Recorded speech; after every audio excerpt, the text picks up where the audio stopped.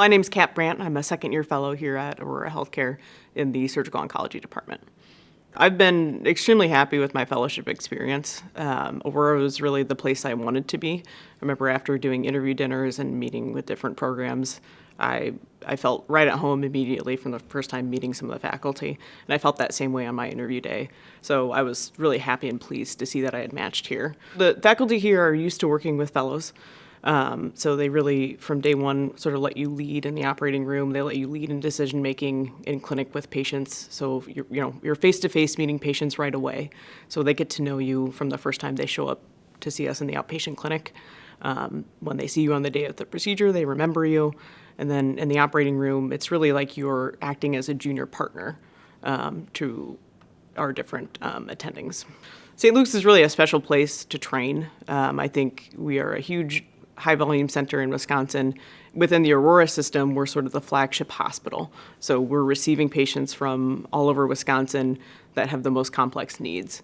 So you'll get great diversity of patient experiences, diversity of patients in terms of race and gender and ethnicity, as well as levels of complexity of disease.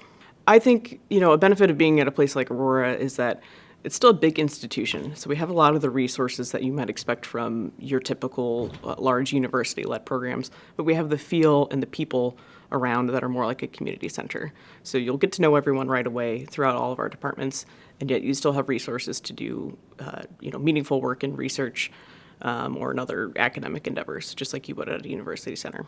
One thing I would say that's unique about Aurora is you have all the access, again, like I said, of supportive staff. So we have excellent nurse practitioners, PAs, and nurses that make up our outpatient and our inpatient team. So you have an army of people around you to help within the surgical oncology department. And yet we don't have a general surgery residency.